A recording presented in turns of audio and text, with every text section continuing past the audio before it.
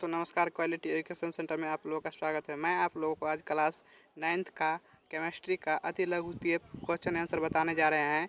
इसीलिए आप लोग इस वीडियो में शुरू से अंत तक बने रहे। चले मैं आप लोगों को बिना समय गंवाए बताना शुरू करते हैं। सबसे पहला क्वेश्चन है, वह चीज़ क्या कहलाती है जो स्थान घेरती है जिसमें द्रव्यमान होता है? तो क्या कहलाता है? तो पदार्थ कहलाता है। उसके बाद नेक्स्ट क्वेश्चन है, द्रव क्या है? तो पदार्थ का वह रूप जिसकी एक निश्चित संरचना हो, जिसके स्पष्ट गुण हो, द्रव कहलाता है। उसके बाद नेक्स्ट है, क्या चीनी एक द्रव है? तो जी हाँ, चीनी एक क्या है? तो द्रव है। उसके बाद नेक्स्ट है, जो पदार्थ की विभिन्न अवस्थाओं का नाम लिखिए।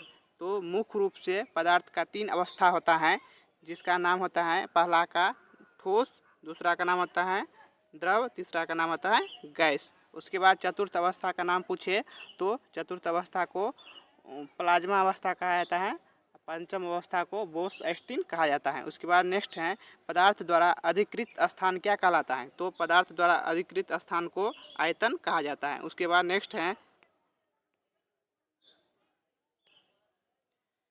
10 डिग्री सेल्सियस पर जल की भौतिक अवस्था क्या होती है? तो 10 डिग्री सेल्सियस पर जल की भौतिक अवस्था द्रव होती है। उसके बाद नेक्स्ट है,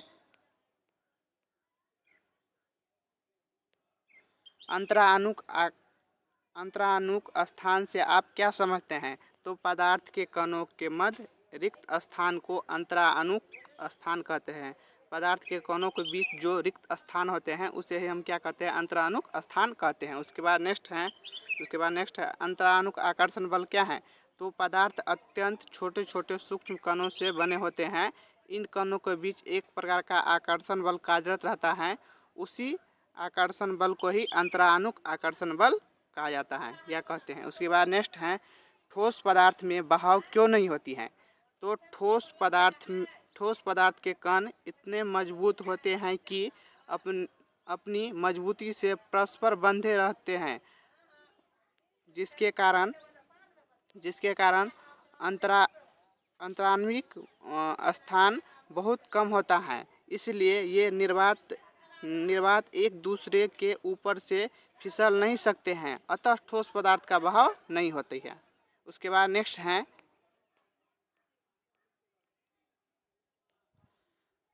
ठोस पदार्थ पर ऊष्मा का क्या प्रभाव पड़ता है? तो ठोस ऊष्मा के प्रभाव से ठोस कणों की ऊर्जा प्रायः बह जाती है। ऐसा होने से ये कण अपने विराम के मध्य के चारों तरफ अत्यधिक तीव्रता से कंपन करने लगते हैं, किंतु कणों की ऊर्जा इतनी अधिक भी नहीं होती है कि वे अपने विराम के मध्य स्थान को छोड़कर बाहर हो जाए। अतः ठोस पदार्थों में प्रसार की मात्रा बहुत कम होती है। उसके बाद नेक्स्ट है,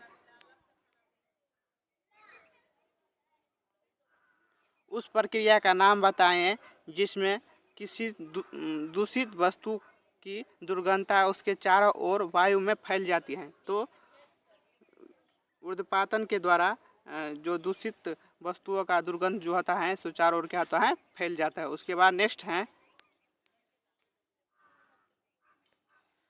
जल की थोड़ी मात्रा को कमरे के फर्श पर वह क्यों फैल जाती हैं? तो क्योंकि जल एक द्रव है, द्रव पदार्थ में बहने की प्रवृत्ति पाई जाती है।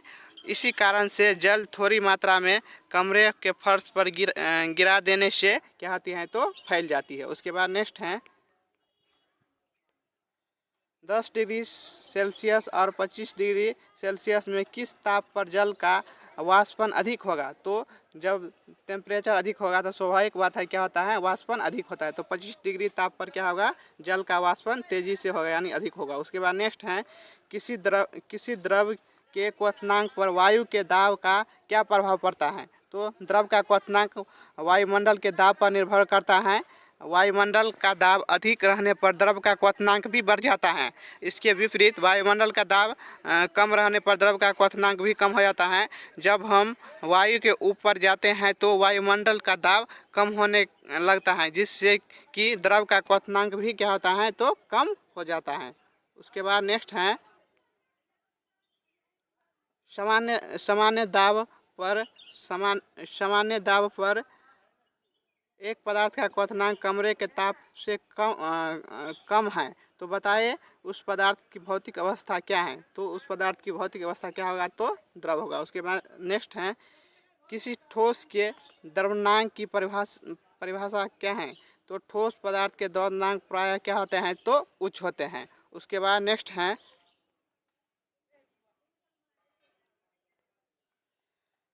क्या होता है जब जल को 0 डिग्री सेल्सियस पर ठंडा किया जाता है। जब जल को 0 डिग्री सेल्सियस पर ठंडा किया जाता है तो यह बर्फ़ के रूप में बदल जाती है। उसके बाद नेक्स्ट है गैस को ठंडा करने पर क्या होता है। तो जब गैस को ठंडा किया जाता है तो उसके कणों की ऊर्जा कम हो जाती है, जिससे कणों का गमन धीमा हो जाता है और वे एक दूसरे के निकट आ जाते हैं। उसके बाद नेक्स्ट है अमोनिया क्लोराइड को गर्म करने पर क्या होता है। तो अमोनिया क्लोराइड को गर्म करने पर वह धीरे धीरे वाष्प की अवस्था में बदल जाती है। उसके बाद नेक्स्ट है